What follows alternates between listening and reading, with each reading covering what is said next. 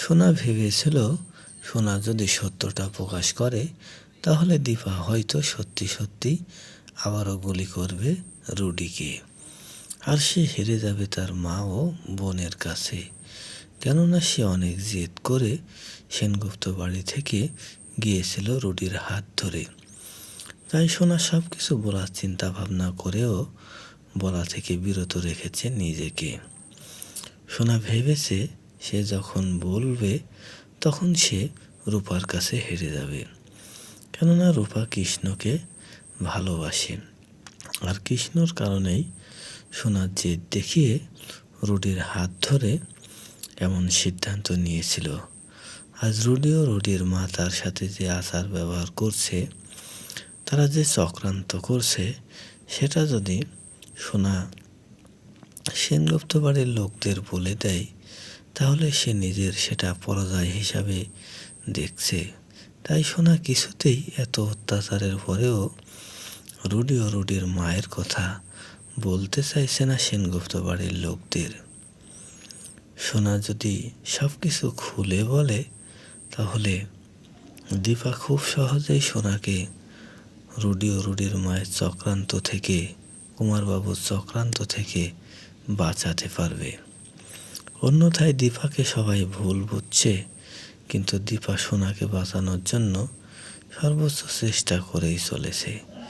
কিন্তু কি করবে দীপা? দীপাকে যে কোনোভাবেই সহযোগিতা করছে না সোনা, উল্টো আরও দীপার দিকেই দোষ দিয়ে বসছে সোনা। রুডি ও রুডির মা ধোঁকা দিয়ে বোকা বানিয়েই চলেছে সেনগুপ্ত বাড়ির সবাইকে, কিন্তু দীপাকে কিছুতেই বোকা বানাতে পারছে না। দীপা রুডি ও রুডির মায়ের চক্রান্ত ধরার জন্য খাটের তলে গোপন রেকর্ডার ব্যবহার করে। যদিও রুডির মা বাহানা করে সোনার সাথে রাতে থাকবে বলে সিদ্ধান্ত নেয়, কেননা রুডির মা চেয়েছে যে সে সোনার দ্বারা সেনগুপ্ত বাড়ির দলিলটা হাতিয়ে নেবে। তাই সে প্ল্যান মোতাবেক সোনার সাথেই থাকার সিদ্ধান্ত নেয়।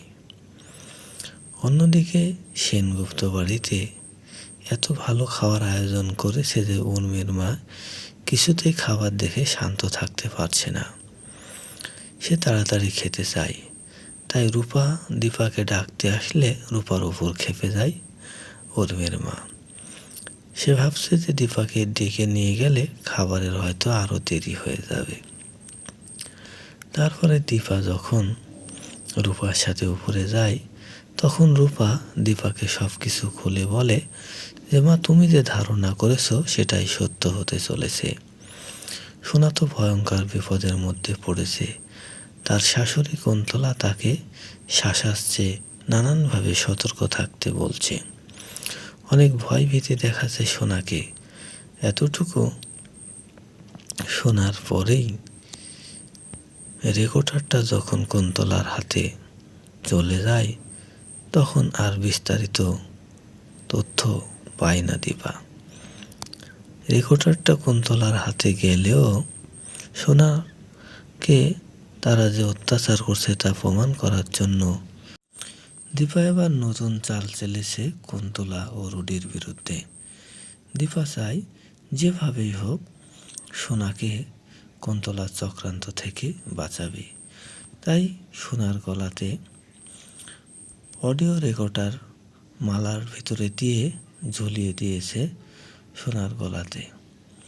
রূপা ও দীপা মিলে বুদ্ধি করে এমন কাজ করে যাতে কুন্তলার সমস্ত অপরাধ তারা জানতে পারে এবং সোনাকে তাদের হাত থেকে বাঁচাতে পারে। দীপা এখনও জানে না যে রুডি ও কুন্তলা তারা কুমারবাবুর বাড়ির লোকজন। এটা কেবল সোনাই জেনে গিয়েছে, কিন্তু সোনা সবাইকে বলতে চাইলেও বলতে পারছে না। তবে দীপা যতটুকু কুন্তলার রেকর্ডিং শুনেছে তাতেই দীপার ভেতরে আরও ভয় ঢুকে গিয়েছে যে কুন্তলা বড় ধরনের কিছু একটা করতে চলেছে সোনার সাথে। কিভাবে সে সোনাকে বাঁচাবে কুন্তলার হাত থেকেই তা নিয়েই চিন্তিত হয়ে পড়েছে দীপা। কিন্তু দীপা কোনো পথ খুঁজে পাচ্ছে না, কারণ দীপাকে কেউই সহযোগিতা করছে না। দীপা একবার সব কিছু প্রমাণ করার জন্য খাটের তলে রেকর্ডার লাগালে তাও ধরা পড়ে যায় কুন্তলার কাছে। অন্যদিকে দীপার বাড়িতে যে ভালো খাওয়া দাওয়া দিয়েছে তাতে খুশি রুটি ও রুটির মা। খাবার ভালো হয়, তারা তাদের মন ভরে ইচ্ছে মতো স্বাদ করে খেয়েছে। কিন্তু যখনই শখ কষতে চলেছে কুন্তলা, তখন সে সত্যটা জেনে গিয়েছে যে দীপা তার সব চক্রান্ত জানার জন্য অডিও রেকর্ডার লাগিয়েছে। ফলে সে তার মাধ্যমে তার সমস্ত তথ্য পেয়ে যাবে। তাই কুন্তলা এবার দীপার চক্রান্ত ধরে ফেললেও নতুন চালে দীপার কাছে ধরাশায়ী হবে কুন্তলা। দীপা জেনেই যাবে যে রুডি ও রুডির মা কি চক্রান্ত করছে সোনার সাথে। দীপার সাথে কিছুতেই পার পাবে না রুডি ও রুডির মা।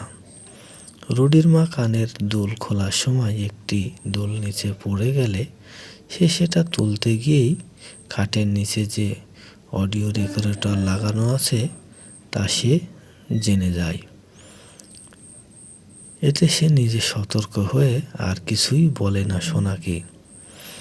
কিন্তু দীপাও সব কিছু বুঝে দ্বিতীয় চাল চেলে সোনার মালার সাথে আরেকটি রেকর্ডার লাগিয়ে দেয়, যাতে সে কুন্তলাকে অপরাধী প্রমাণ করতে পারে।